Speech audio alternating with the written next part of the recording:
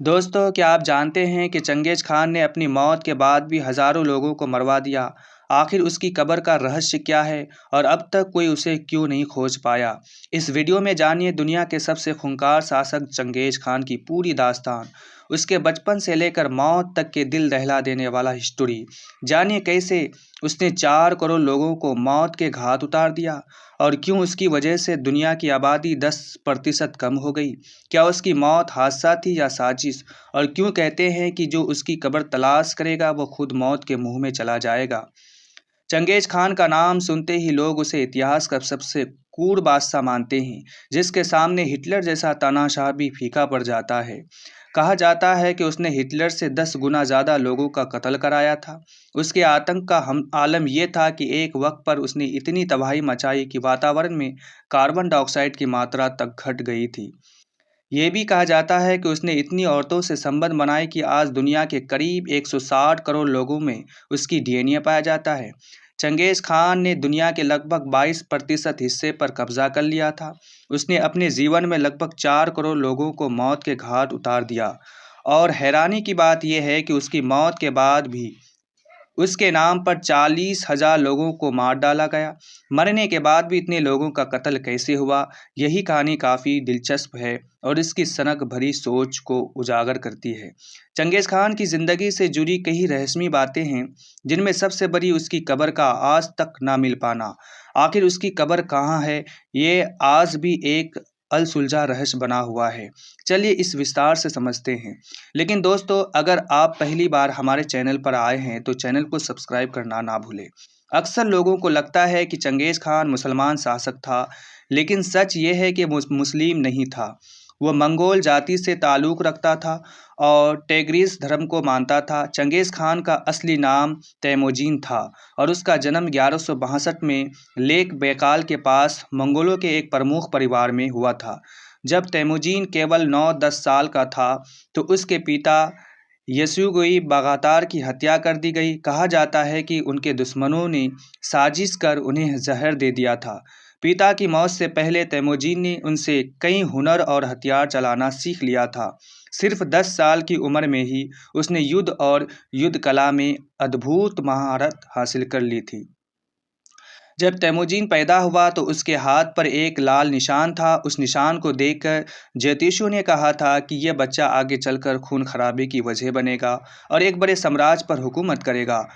बाप की मौत के बाद उसकी मां पर 7 बच्चों का बोझ आ गया था और उनका पूरा खानदान कबीले से निकाल दिया गया। उन्हें एक सुनसान पहाड़ी पर मरने के लिए छोड़ दिया गया। उसी वक्त तैमूजीन को समझ आ गया कि इस दुनिया में सबसे बड़ी ताकत बस ताकत ही है। जिसके पास ताकत होती है, लोग खुद ब खुद उसके सामने झुक जाते हैं। तैमूजीन बचपन से ही सख्त मिजाज था। जब वो 16 साल का हुआ तो उसने बोरते नाम की लड़की से निकाह किया, मगर जल्द ही दूसरी कबीले के लोगों ने बोरते को उठा लिया। मंगोलों की खासियत ये थी कि वो अपने अपमान कभी नहीं भूलते थे और हर हाल में बदला लेकर रहते थे। तैमूजीन ने अपने भाई जमूखा के साथ मिलकर एक फौज बनाई और अपनी बीबी बोरते को इज्जत के साथ वापस ले आया। उसने अपने पूरे कबीले को एकजुट कर दिया था। अब तैमूजीन की बहादुरी के जो किस्से दूर दूर तक मशहूर होने लगे थे। इसके बाद लोगों ने तैमूजीन को नया नाम दिया, चंगेज़ खान, जिसका मतलब होता है यूनिवर्सल लीडर। यह खान का ताल्लुक किसी मजहब से नहीं बल्कि कबीले के सरदार के ओहदे से था। तैमूजीन की एक और बड़ी खासियत थी कि वो कभी दौलत या सोने चांदी की लालच में नहीं आता था और ना ही बिना वजह किसी पर हमला करता था। चंगेज़ खान के पैदा होने से पहले चीन ने हमेशा मंगोलों को अपना गुलाम बनाकर उन पर जुल्म ढाए थे। चंगेज़ खान ने मंगोलों की बेइज्जती का बदला लेने की ठान ली और चीन पर चढ़ाई का फैसला किया। उसने अपनी बड़ी फौज के साथ चीन की शिया डायनेस्टी पर हमला बोल दिया।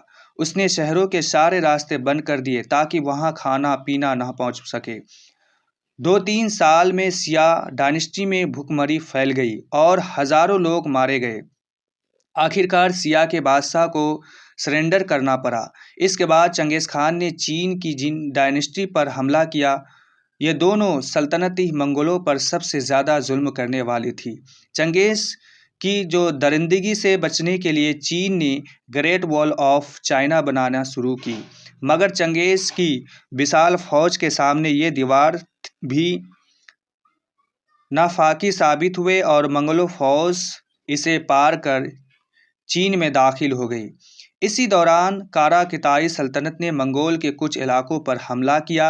उन्हें अंदाज़ा नहीं था कि अब मंगोल कमज़ोर नहीं रहे और किसी भी फ़ौज को मात देने की कुव्वत रखते हैं। चंगेज़ खान की फ़ौज ने कारा किताई सल्तनत को भी चुटकियों में रोन डाला। अब चंगेज़ खान अपने साम्राज्य को लगातार बढ़ा रहा था।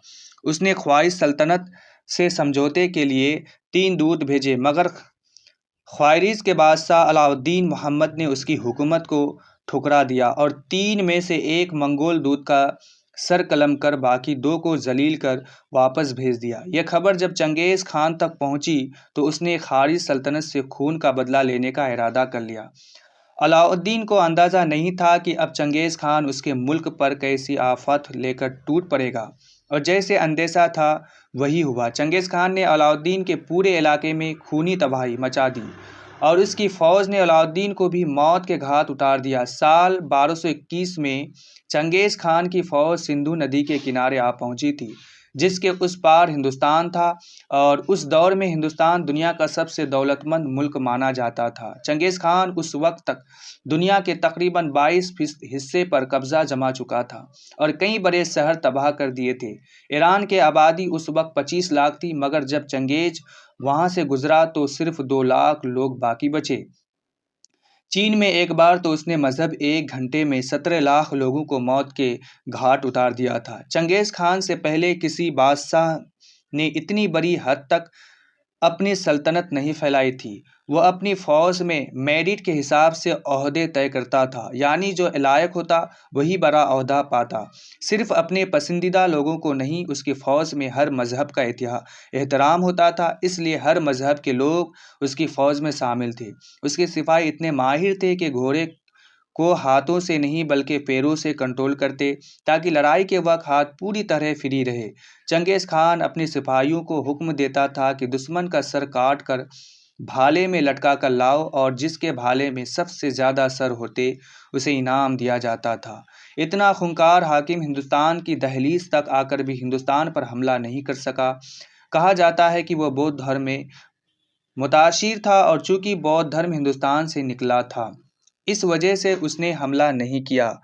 कुछ तारीखदानों का मानना है कि उसने हमला टाल नहीं था, बल्कि सिर्फ मुतलवी किया था कि मगर जैसे उसे पता चला कि शिया डायनेस्टी उसके मंगलो साम्राज्य पर हमला करने की साजिश कर रही है, वो लौट गया। ये बात 1225 की है। उस वक्त उसके साथ तकरीबन 1,80,000 फौज थे।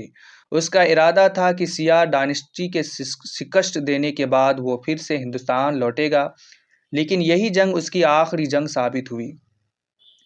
चंगेज़ खान की मौत कैसे हुई, इस पर कई दावे हैं। ज़्यादातर तारीखदानों का मानना है कि वो जंग के दौरान घोड़े से गिरकर मारा, जबकि कुछ का कहना है कि वो प्लेग की बीमारी से मारा, मगर हकीकत आज तक साफ नहीं हो सकी।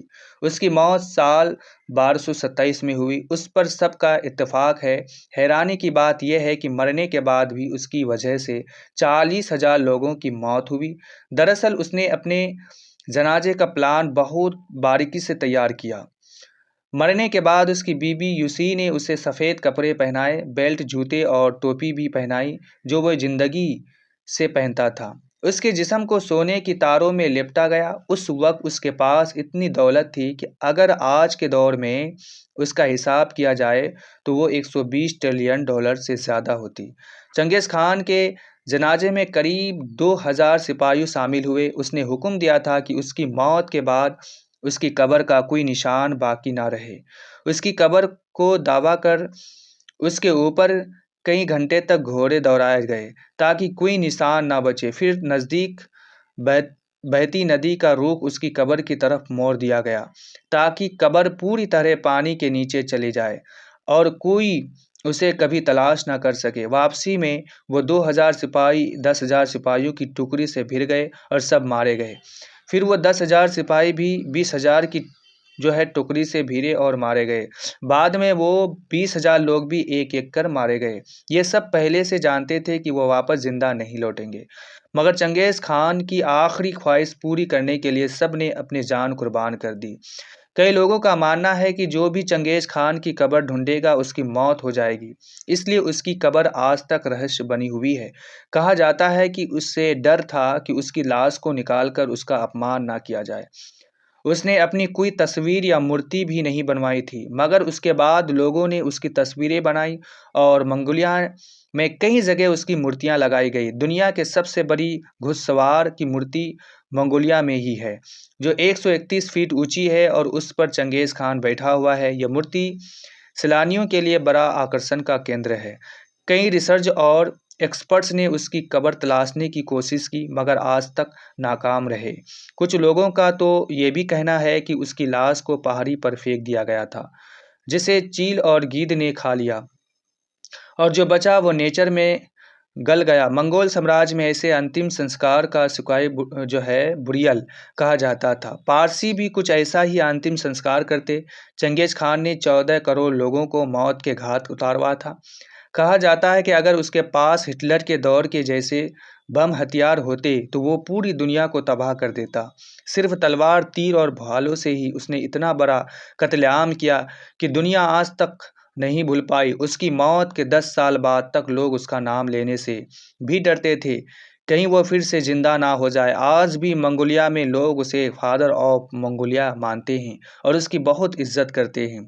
तो दोस्तों, ये थी चंगेज़ खान की मौत की कहानी, जिसने कभी दुनिया की 10% आबादी को मिटा दिया था। आपको क्या लगता है, क्या कभी चंगेज़ खान की कब्र का पता चल पाएगा या नहीं? आपने ख़यालात कमेंट में ज़रूर बताइए। अगर वीडियो पसंद आई तो लाइक और शेयर करें, चैनल सब्सक्राइब करके बेल आइकन को दबाइए ताकि आने वाली वीडियो मिस ना हो। मिलते हैं अगली वीडियो में, तब तक के लिए अल्लाह हाफिज़।